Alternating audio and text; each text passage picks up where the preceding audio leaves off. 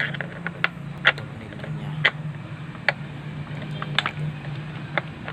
May tatlong tornilyo. Ayan, isa, pangalawa.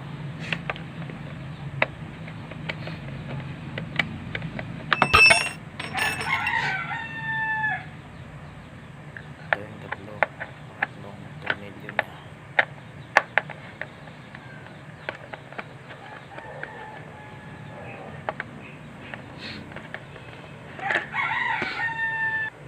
Tsaka tanggalin na natin. Yan.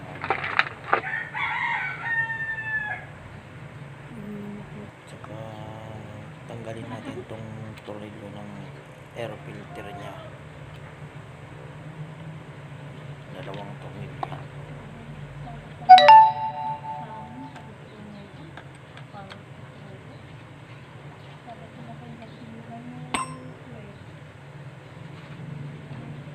Tapos tanggalin natin. Tapos may dalawang tornilyo dyan. 10 yung size. Tanggalin natin.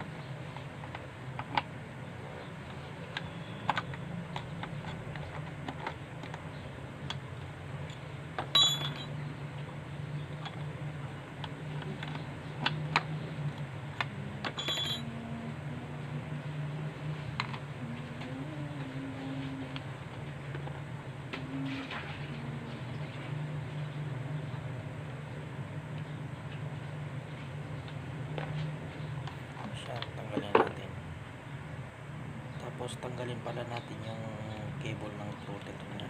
Yan, cable ng throttle. Tapos ito yung lock ng choke. May choke, ilayin lang natin yan ng loose. Okay natin. Yan. Ayan, tanggal na. Saka susunod itong hose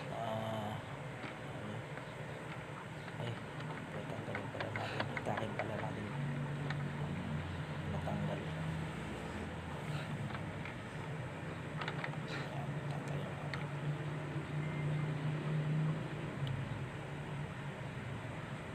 Tapos ilahin natin ang long nose to. Yan. O yan, gasolina. Takpan natin para hindi matapon yung gasolina. Yan, takpan muna natin ito. Tapos meron pang isang ano yan, ano ng gasolina yung sa hose. Tanggalin din yan. Kung natanggal na yan, okay na.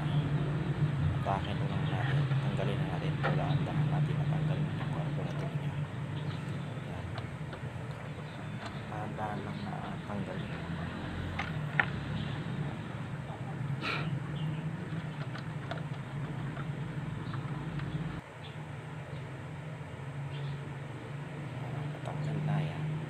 Yan, ito bubuksan natin yung may tornilyo. Yan, bubuksan natin yan. May 4 na screw yan. Diyan makikita yung diaphragm nya.